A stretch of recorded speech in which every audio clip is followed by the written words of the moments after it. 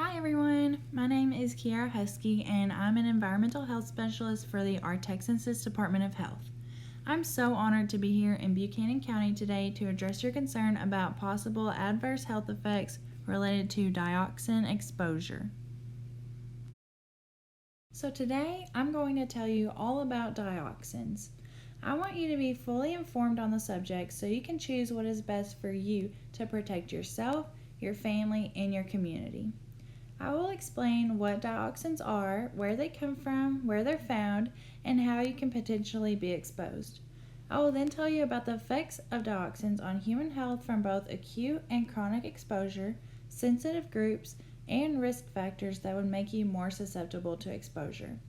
Next, I will talk to you about prevention and control of exposure to dioxins. This will include regulation and current research in the field.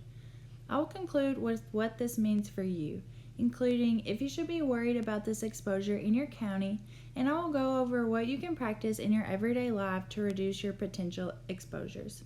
The word dioxins is a collective term for a group of compounds that have similar structures and characteristics. They belong to three different families. There's PCDDs, PCDFs, and PCBs. And I have included a few pictures of these to give you an idea of what the chemical structure looks like and how they're broken up. There are about 419 types of known dioxins and dioxin-like compounds, but only about 30 of them are known to be significantly toxic. The toxicity of the compound depends on the position of the chlorine atom, so only compounds with chlorines at positions 2, 3, 7, and 8 are toxic, and here are a few examples of those. 2378 TCDD is the most toxic dioxin. This is what is being referred to when you hear the singular term dioxin. People first realized that TCDD was toxic for chemical industry workers in the late 1800s, but it wasn't until 2001 that it was classified as a known human carcinogen. Now, because this is not the only toxic form of dioxin, I'm not only going to focus on it, but I did want to explain what it was because I'll be referencing it throughout my presentation. Where do dioxins come from? Only a small amount of dioxins are naturally produced. This could be from volcanic eruptions or forest fires. However, most dioxins are produced from human activity. They're not intentionally produced, but rather as a byproduct of other products being made.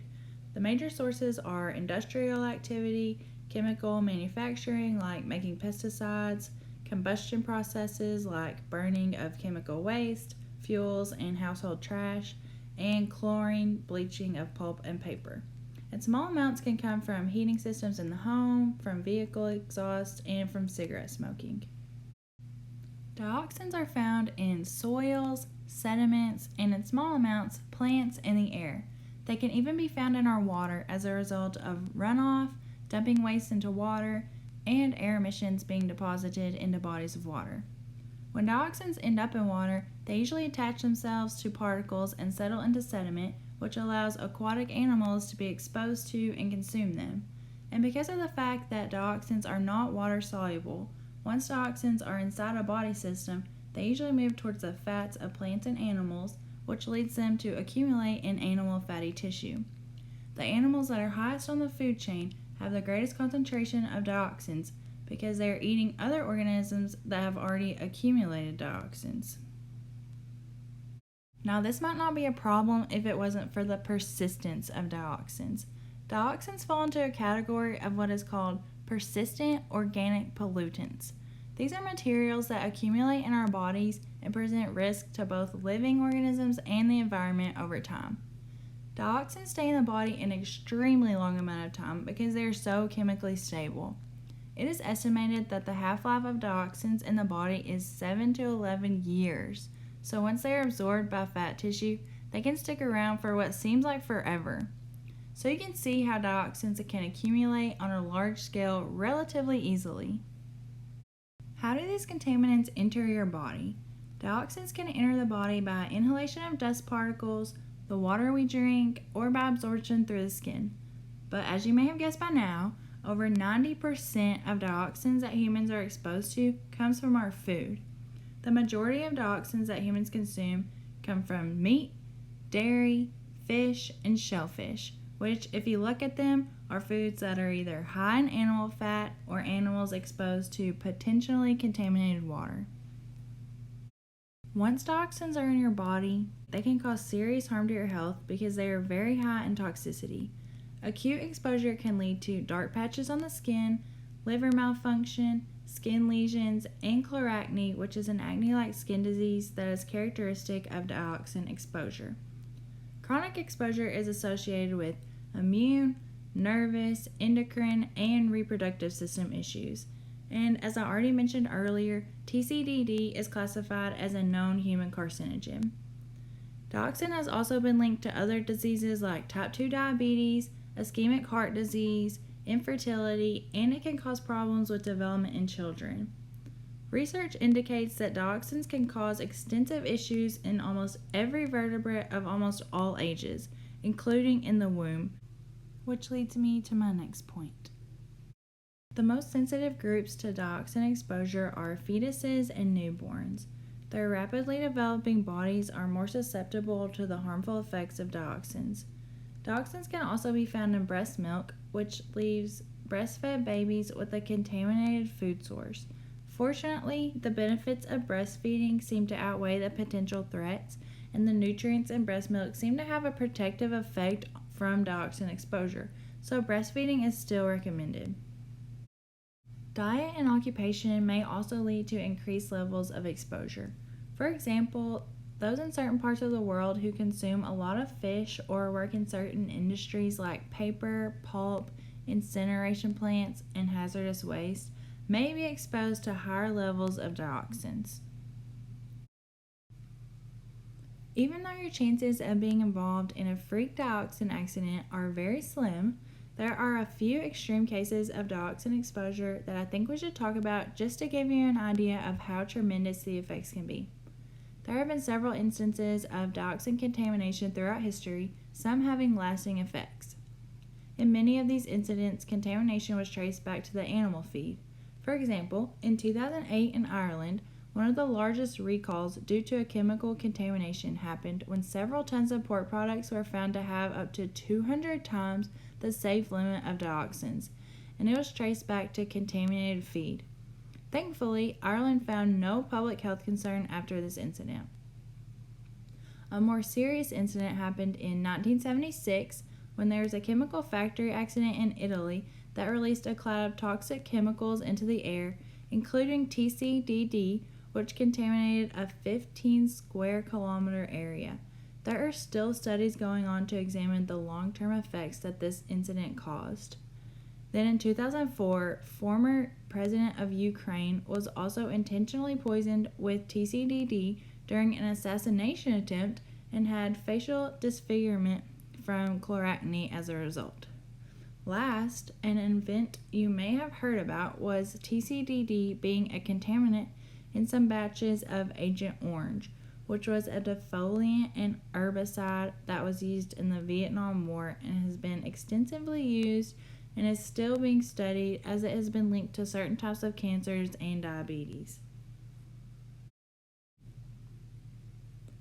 After hearing about all of this, I'm sure you're wondering what is being done in the field of research on this topic.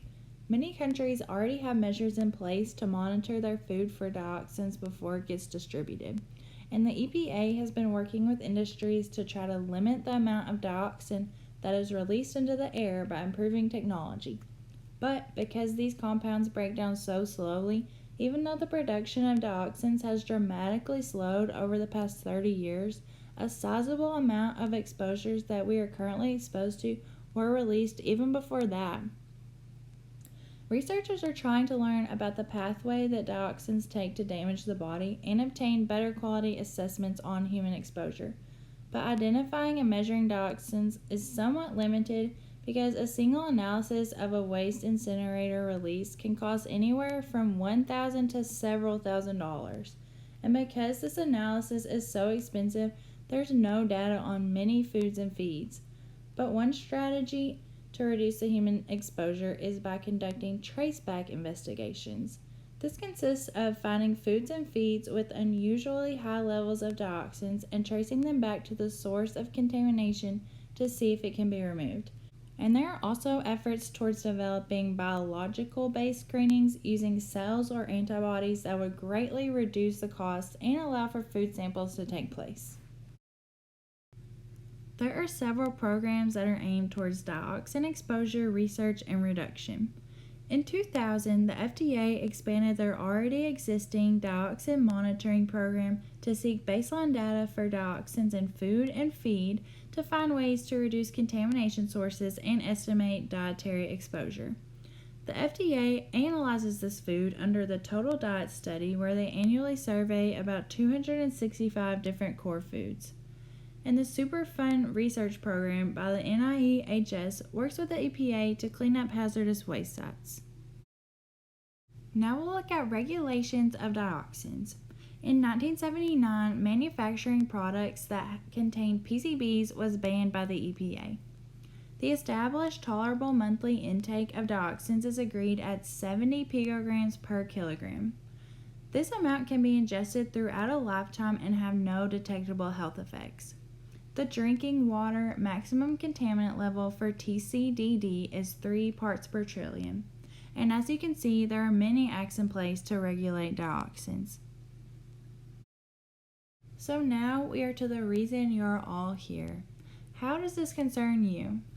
The truth is, everyone is exposed to dioxins in some small amounts, and small quantities is not thought to harm you. The EPA is continuously looking for ways to reduce human exposure. And while the majority of our exposure is from consuming animal-derived foods, the levels in this food are much lower than what the exposure would be if you worked in an industry that I already talked about. This is not an industrialized city, and you live inland, so you're most likely not consuming a large enough amount of fish to harm you. I've included this graph of dioxin levels in milk across the world, and you can see that America has much lower levels than in some other countries. For all of these reasons, my conclusion is that while you should be educated and aware of the dangers of dioxins and how you can potentially be exposed, I don't think the members of Buchanan County should be any more concerned than the general population. Even though your specific county is not at an increased risk for dioxin exposure, it is understandable if you want to be cautious after what all you have learned today. There are several strategies that you can implement in your daily life to reduce long-term exposure. Here are some examples you can practice. Eat a diet consisting of adequate amounts from each food group so you are getting a variety of nutrients and you aren't consuming a large exposure from one source. Trim the fat off your meat or eat meats and dairy that are low in fat. Use butter in moderation. Remove the skin from chicken and fish. And last, I know this is the South and many of you like to fish, so you can check fishing advisories for local contamination before you go fishing to make sure that specific body of water has no known contaminants. I hope that after this talk you feel like you understand the basics of dioxin exposure and feel more secure in your county, knowing about the potential exposures and how to avoid them. Dioxin exposure is still a huge threat in some parts of the world, and researchers are working every day to resolve this issue, but there is still much to be done. While I do not want you to live in fear of these toxins in your hometown, I don't want you to forget about how scary and harmful they can be. Try to think of what you can do to reduce emissions, even by a little bit. Thank you so much for coming to listen to me. I hope y'all have a great rest of your day.